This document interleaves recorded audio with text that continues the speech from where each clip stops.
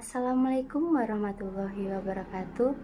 Perkenalkan, nama saya Anggun Permatasari, NIM 2002010023 dari Prodi Rekayasa Sistem Komputer, Fakultas Komputer, Universitas Bina Insan.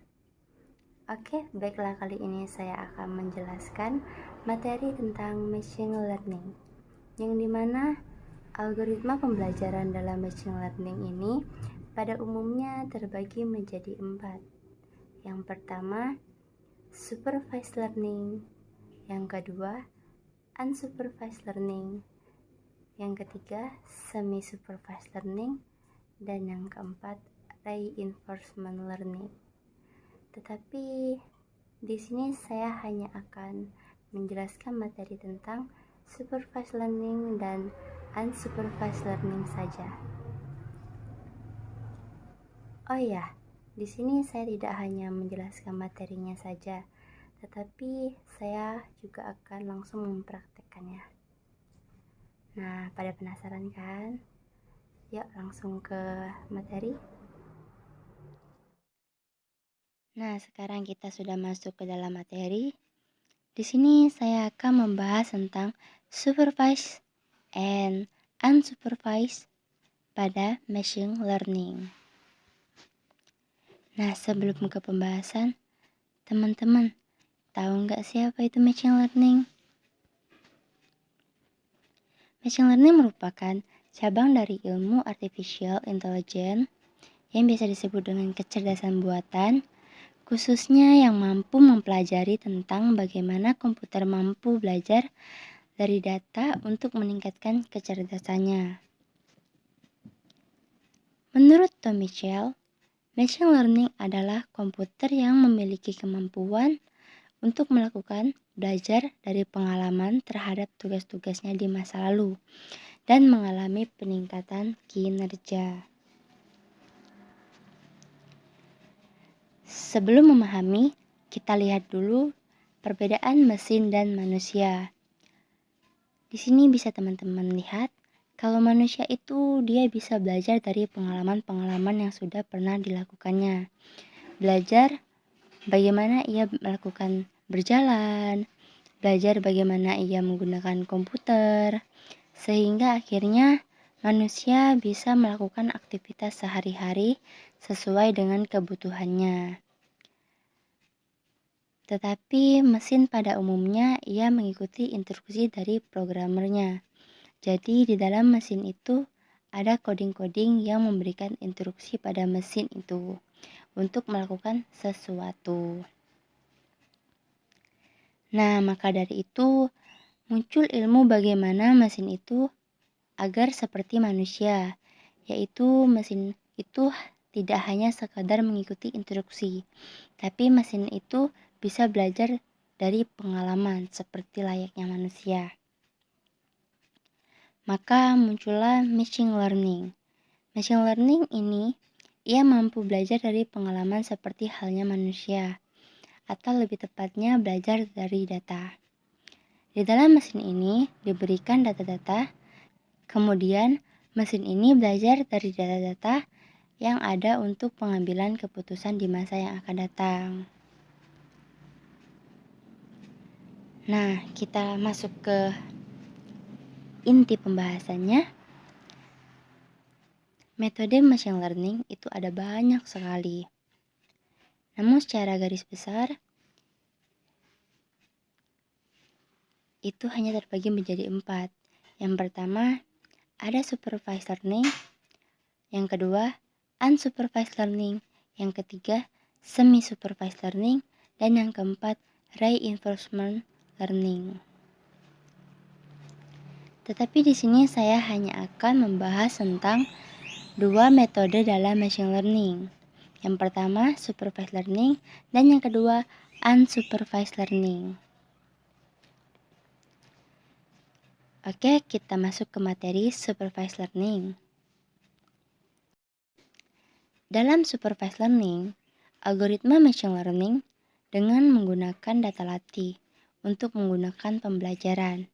Data latihnya adalah data yang sudah berlabel, bertujuan agar mesin mampu mengidentifikasi label input yang baru dengan menggunakan fitur yang ada, melakukan prediksi maupun klasifikasi. Nah, di sini ada gambar, bisa teman-teman lihat. Bisa kita umpamakan seperti seorang bayi. Nah, bayi itu akan diperkenalkan dengan data-data yang sudah berlabel. Misalnya, ada sebuah tomat. Nah, kita kasih penjelasan kepada bayi tersebut bahwa ini adalah tomat. Dan bayi itu akan mempelajari tomat berdasarkan yang kita trainingkan kepadanya. Sehingga dengan demikian, nantinya si bayi akan bisa mengenal, dan jika ada pertanyaan tentang ini apa, maka ia akan bisa menjawabnya.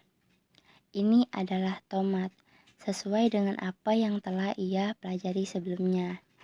Itu adalah prinsip umum dari supervised learning. Jadi, jika ada data yang sudah ada labelnya, kemudian kita trainingkan kepada mesin, sehingga suatu mesin dapat memberikan informasi berdasarkan data-data berlabel yang sudah diberikan sebelumnya. Oke, kita langsung lanjut ke uji coba ya.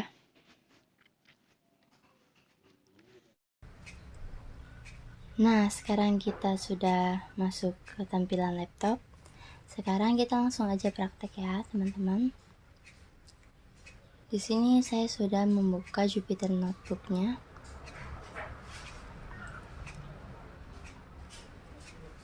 Jadi di sini saya telah menyiapkan IPython Notebook-nya. Di sini saya akan mempraktikkan tentang cara training classifier menggunakan Kine-Nairsnibur algorithm. Nah, proses yang akan kita jalanin sekarang terdiri dari memasukkan data ke dalam Jupyter. Datanya kita bisa ambil di mana aja, bisa dari internet dan sebagainya. Kemudian, splitting data menjadi training set dan testing set.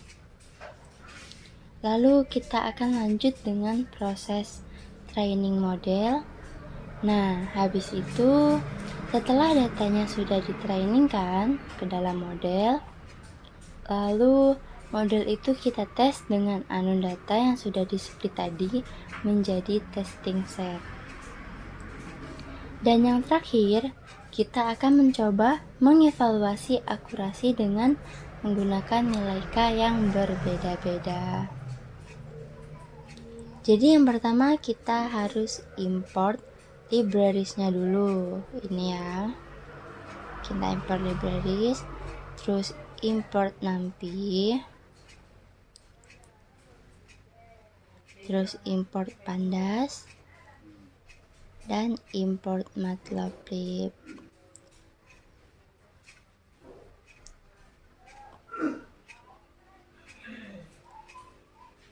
Nah, sekarang kita masukkan data. Ini datanya sudah saya download ya. Ini dia kesimpan di sini.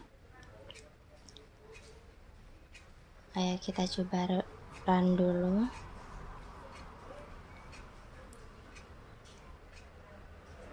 Oke. Ini lanjut kita run. Ini harus nunggu dulu ya. Nah, kalau udah ada angkanya ini berarti udah keren. Oke, baiklah. Untuk melihat data frame yang telah kita ambil dari data ini, kita ambil dari data internet, kalian bisa ketik df. Lanjut kita run. Nah, bisa teman-teman lihat di sini ada number, ada training numbersnya, indeksnya, dan di sini ada fitur-fiturnya. Nah, ada alcohol, quality ada di terakhir ya. Nah, di sini kita karena kita menggunakan untuk training dan testing, pertama kita harus drop dulu quality-nya. Kita drop, kita ketik drop. Caranya, jadi si target variabel ini kita pisahkan dari si prediktor variabel. Caranya dengan menggunakan df.drop. Kemudian saya assign data ke data frame baru dengan nama X. Jika saya run, lalu saya panggil X-nya, akan keluar tanpa quality. Ini bisa teman-teman lihat kan, setelah alkohol adalah quality ini. Nah, tapi di sini sudah nggak ada karena sudah kita drop. Selanjutnya,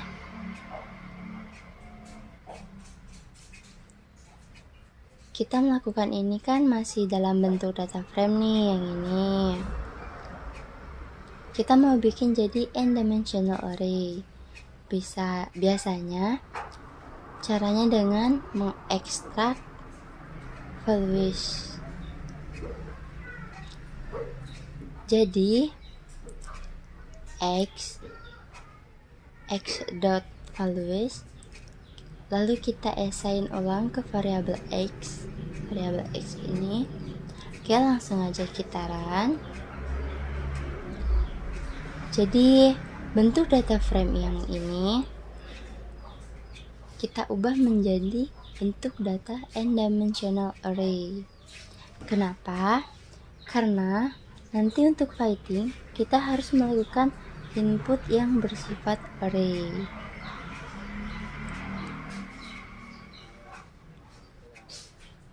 Kemudian sebelumnya kan quality-nya udah kita pegang nih, ada quality nih. Nah, quality-nya juga kita ambil dot values-nya.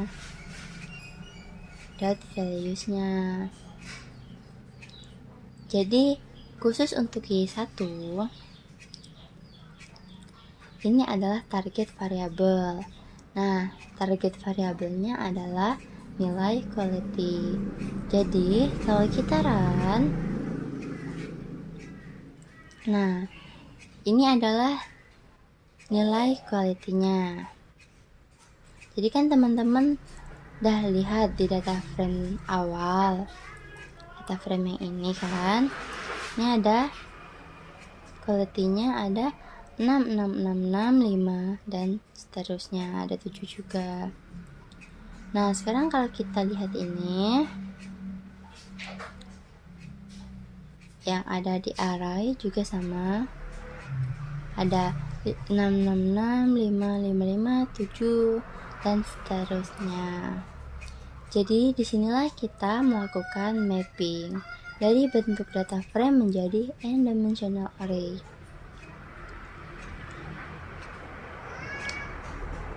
Oh iya, yang X ini adalah fitur matrix dan kemudian yang Y1 ini adalah target variabel. Nah, dari sini sebenarnya kita udah siap untuk melakukan training. Tapi yang pertama kita harus split dulu. Sekarang kita coba dulu ukurannya ya. Kalian bisa ketik x.save, lalu coba kita run. Nah, kita punya 1000 observation terdiri dari 11 fitur.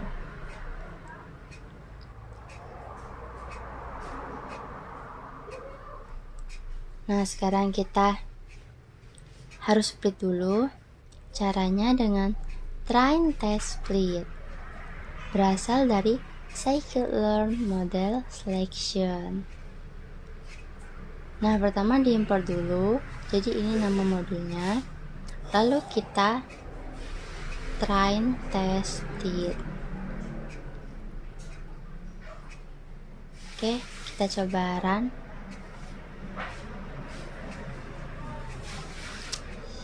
Tunggu dulu untuk melihat hasilnya.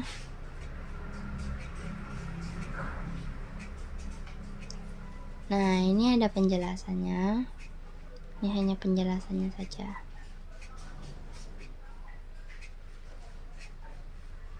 Kan? Oke, saya silang. Oke, kita lanjut.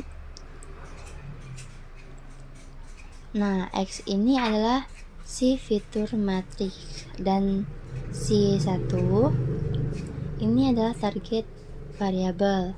Kemudian test size-nya ada 0,2, artinya testing set adalah 20% dari total yang ada di 1000 itu. Kemudian random stage-nya adalah 42. Oke, lanjut kita run. Ini kan saya panggil xtrain. Nih. Ini adalah variabel fitur matriks untuk training set.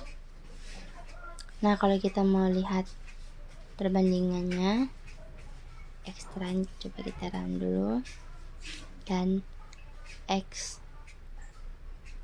test.set kita run. Nah, jika kita mau bandingin ukurannya, training set adalah 800, sedangkan testing set adalah 200. Jadi bisa teman-teman lihat, ini proporsinya adalah 4:1. Nah, setelah itu kita sudah lakukan splitting. Sekarang kita bisa lanjut ke proses training.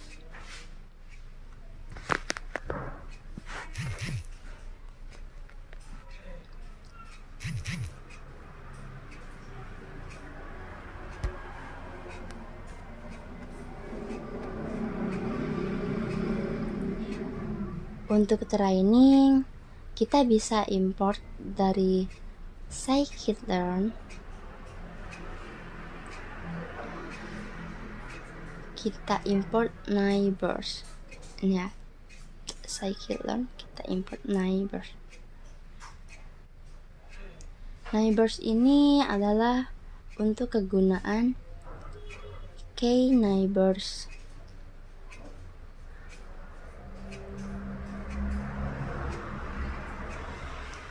Kemudian dari neighbors ini kita panggil function k-neighbor classifier. Yang input argumennya adalah berapa jumlah neighbors yang kita inginkan.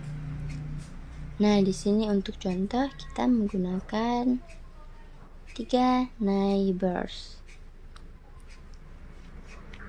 Nah, kemudian kita lakukan fighting, makanya di sini ada kkn.fit. Kemudian kita masukkan fitur matriks ini dan target variabelnya ini. Jadi gitu ya. Ini adalah fiturnya dan ini adalah label yang dituju. Nah, kalau teman-teman pengen lihat nih, bentar kita run dulu. Kalau teman-teman pengen lihat nih KKN model satunya gimana, kita langsung panggil aja. Nah, kemudian dikasih tahu nih, kita menggunakan neighbors, 3 neighbors. Oke, kita lanjut.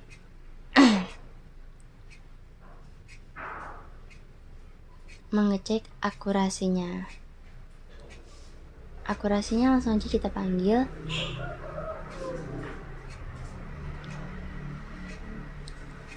Jadi untuk melihat akurasinya, test set adalah 0,48. Artinya akurasinya rata-rata masih 48% saja.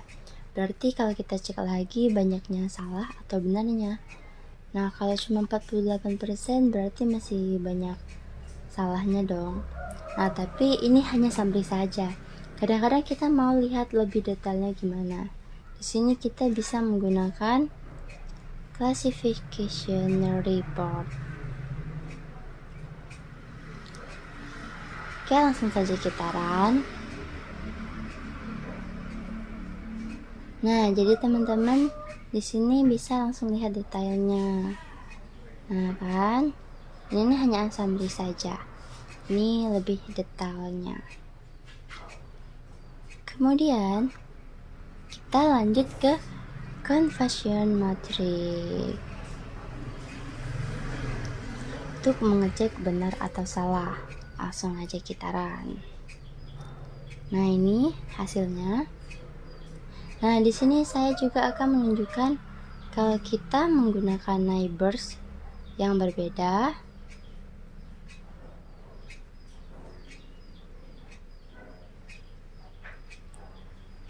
maka kita akan mendapatkan nilai akurasi yang berbeda pula. Di sini saya menggunakan neighbors 7, neighbors 11, dan neighbors 15. Kemudian di sini saya coba plot. Ya. Untuk keempat nilai neighbors yang berbeda.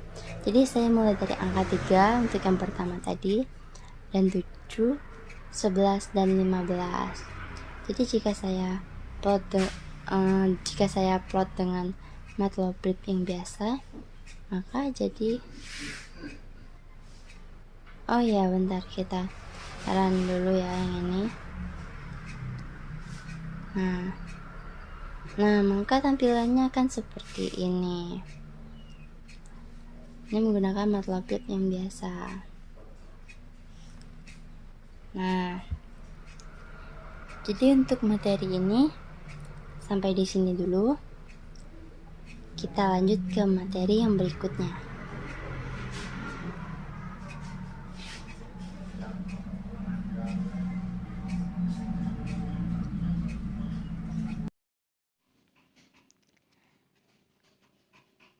Nah, sekarang kita masuk ke materi yang kedua, unsupervised learning.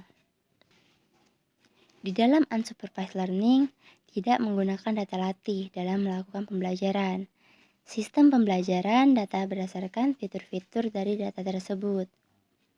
Algoritma ini tidak memiliki variabel target dan bertujuan mengelompokkan objek yang serupa dalam suatu area tertentu.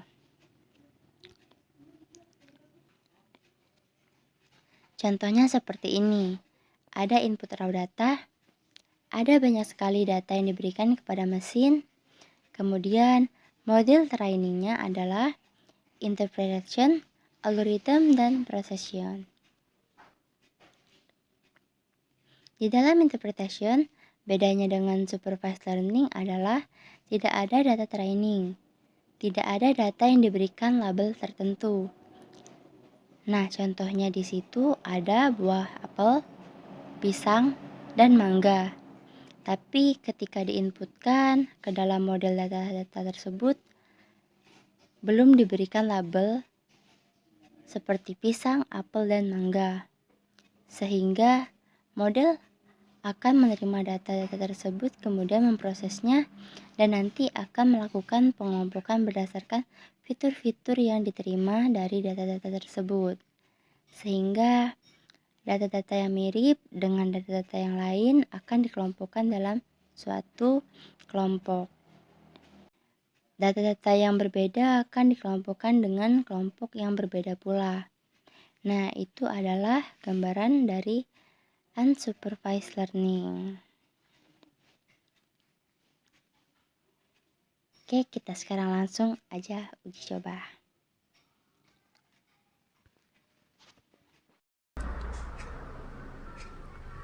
Oke, sekarang kita masuk ke materi yang kedua, unsupervised learning. Di sini saya akan mempraktekkan tentang hierarchical clustering. Bedanya dengan clustering apa? Kita tidak perlu menentukan jumlah klaster di awal. Ia akan secara alami membentuk klaster dengan jumlah yang optimum. Oke, kita lanjut ke pembahasan.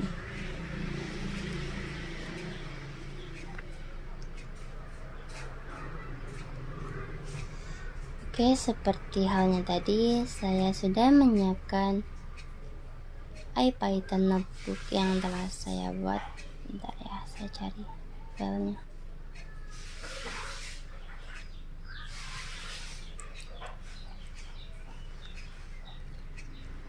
Nah, ini IPython yang telah saya siapkan. Nah, sekarang kita masuk dulu ke import pandas, import nanti. Di sini untuk klasternya kita pakai min-shift.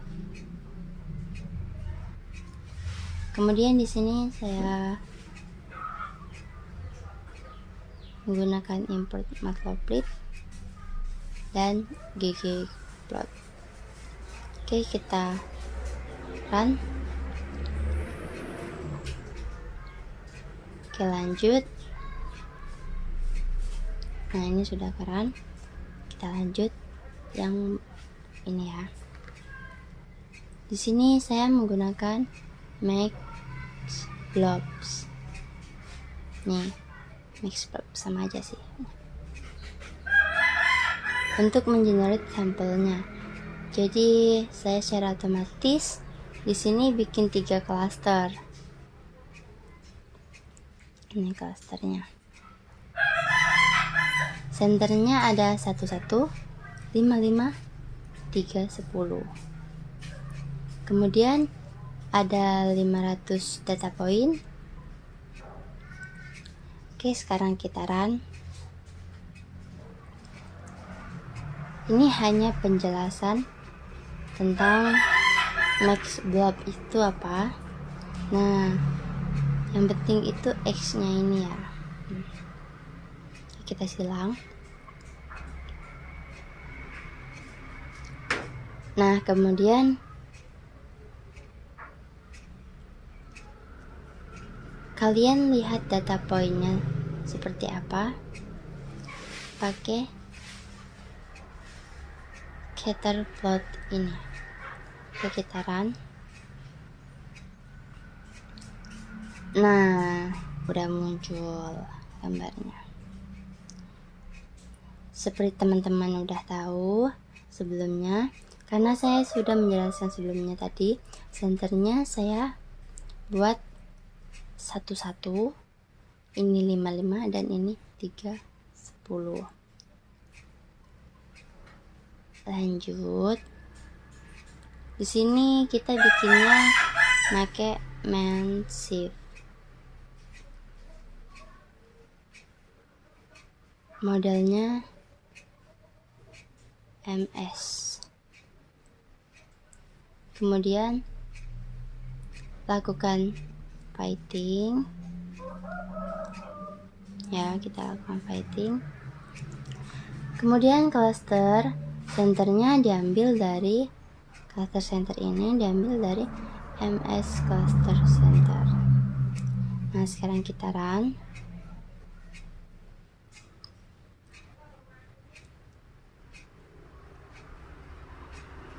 Nah, jadi di sini ketahuan. Jadi hasilnya tadi ada 11. Nah, yang 11 itu estimasinya jadi 0,93 dan 1,10. Cukup deket ya.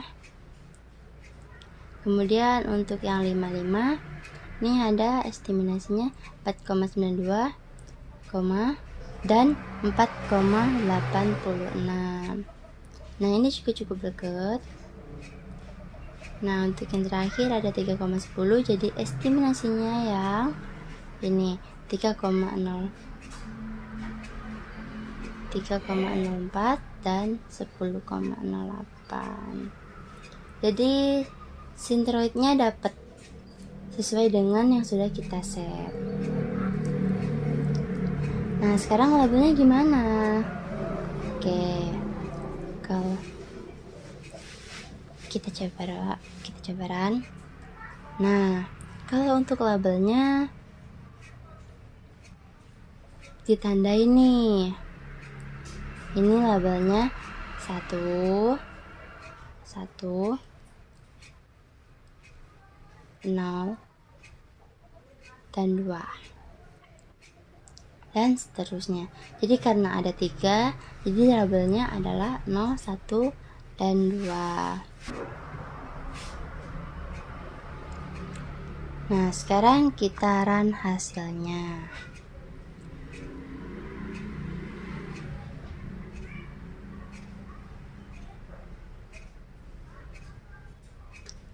Jadi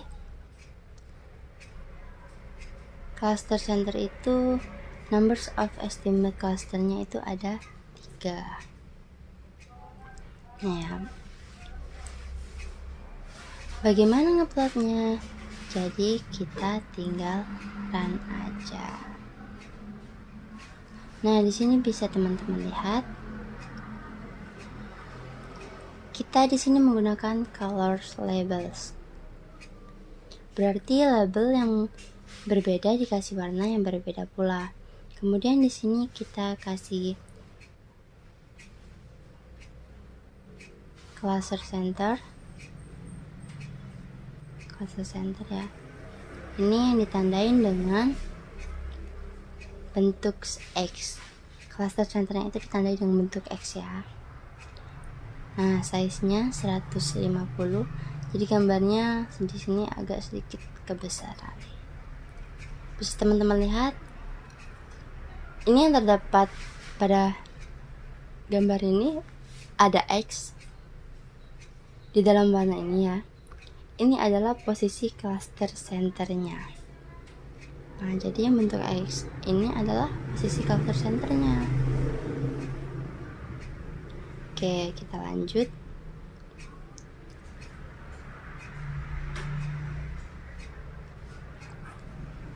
Sekarang saya akan aplikasikan ke data driver yang telah saya download dari internet. Jadi ini tinggal saya run.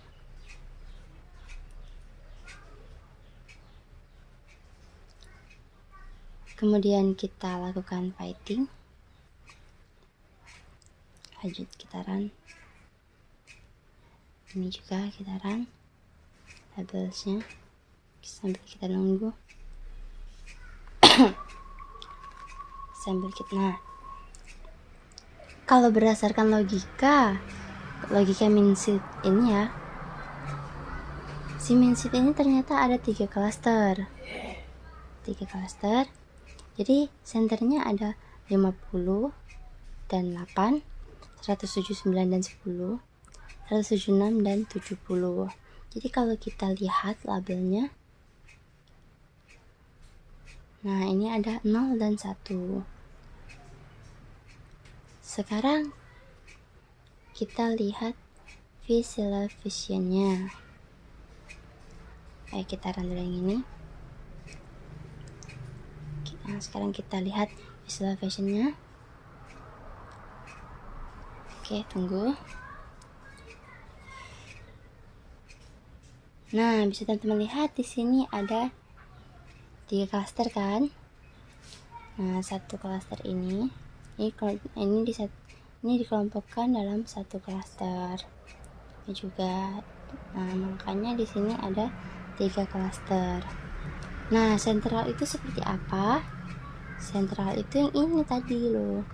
Nah, yang ini 50 dan 8, 109 dan 10, 176 dan 70. Nah, itu adalah sentral.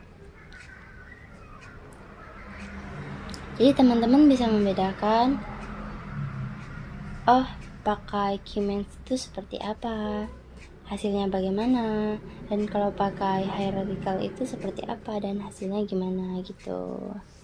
Nah, untuk materi yang kedua saya cukup sampai di sini.